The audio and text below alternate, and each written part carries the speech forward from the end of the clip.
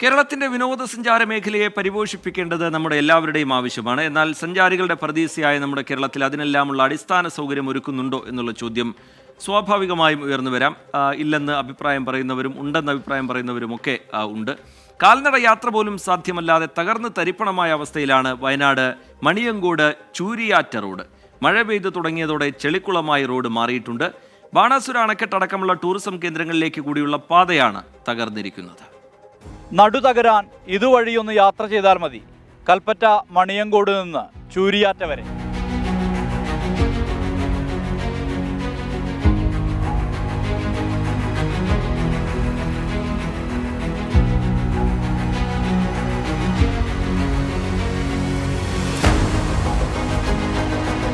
മഴയ്ക്ക് മുമ്പേ തകർന്നതാണ് ഈ പാത. മഴ തുടങ്ങിയതോടെ റോഡിൽ കുളങ്ങളായി, ചെളി നിറഞ്ഞ കുളങ്ങൾ.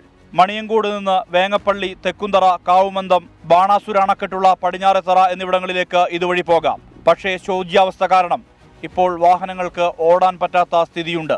ഇരുചക്ര വാഹനങ്ങളെയും ഓട്ടോറിക്ഷകളെയും ഒക്കെയാണ് ഏറെയും യാത്രാ ദുരിതം ബാധിക്കുന്നത്. ഒത്തിരി ആൾക്കാർ കുഴിയിൽ വീഴുകയും ഓട്ടോറിക്ഷയിലും അതുപോലെ തന്നെ സ്കൂട്ടറിൽ പോകുന്ന ആളും ബൈക്കിൽ പോകുന്ന ആളും വീഴുകയൊക്കെ സംഭവം ഉണ്ടായിട്ടുണ്ട്. ഈ കഴിഞ്ഞ 2 വർഷമായി ഈ ഒരു ഭാഗത്തേക്ക് വേണ്ടപ്പെട്ട അധികൃതർ ആരും തിരിഞ്ഞു നോക്കിയില്ല. ഈ സ്കൂൾ തുറക്കുന്ന ഈ കാലഘട്ടങ്ങളിലും അല്ലെങ്കിൽ ഈ കാലവർഷം ആരംഭിക്കുന്ന കാലഘട്ടത്തിലെങ്കിലും ഈ ഒരു റോഡിൻ്റെ പണി നടത്തിയില്ലെങ്കിൽ വളരെ ശോചനീയമായിരിക്കും ഈ ഒരു ഭാഗത്തെ കാര്യങ്ങൾ. 2022 കുഴികൾ അടച്ച് നവീകരിച്ചു. 6 മാസം കഴിഞ്ഞപ്പോഴേക്കും അടഞ്ഞ കുഴികൾ തുറക്കപ്പെട്ടു. ഒപ്പം പുതിയ കുഴികളും റോഡിൽ നിറഞ്ഞു. മണിയങ്കോട്, നെടുനിലം, പൊന്നട തുടങ്ങിയ പ്രദേശങ്ങളിലുള്ളവർക്ക് കൽപ്പറ്റ നഗരത്തിലെത്താൻ ആശ്രയം ഈ റോഡാണ്. കൽപ്പറ്റ കോട്ടത്തറ സ്വകാര്യ ബസ് സർവീസും ഇതുവഴിയുണ്ട്. റോഡിന്റെ സ്ഥിതി കാരണം സർവീസ് മുടങ്ങുമോ എന്ന ആശങ്ക ജനങ്ങൾക്കുണ്ട്.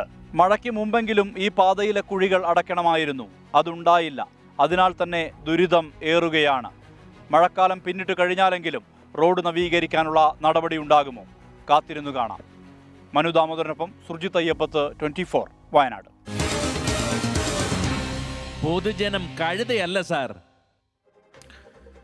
നാട്ടുകാരെന്താണ് പറയുന്നത്? കുഴികളടച്ചുള്ള താൽക്കാലിക നവീകരണം പ്രായോഗികമല്ല എന്നാണ് നാട്ടുകാരുടെ പ്രതികരണം. എത്രയും വേഗം ശാശ്വത പരിഹാരം വേണമെന്നാണ് യാത്രക്കാർക്കും നാട്ടുകാർക്കും പറയാനുള്ളത്. ചില പ്രതികരണങ്ങളിലേക്ക്.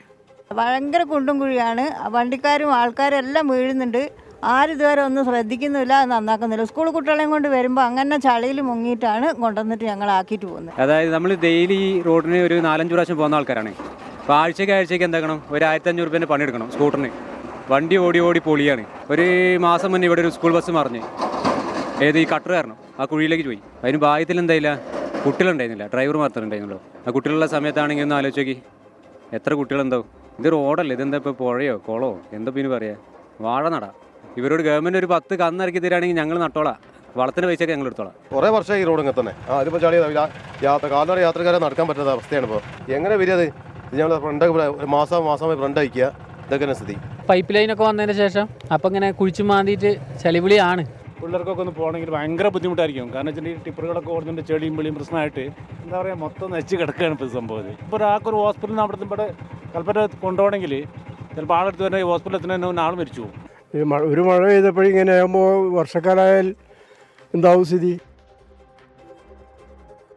ലോകത്തെവിടെയായാലും ഏത് സമയത്തും 24 വാർത്തകളും ഓഗ്മെന്റഡ് റിയാലിറ്റി പാക്കേജുകളും എക്സ്പ്ലെയിനറുകളും വിശദമായി കാണാൻ ഞങ്ങളുടെ യൂട്യൂബ് ചാനൽ നിങ്ങൾക്ക് സബ്സ്ക്രൈബ് ചെയ്യാം.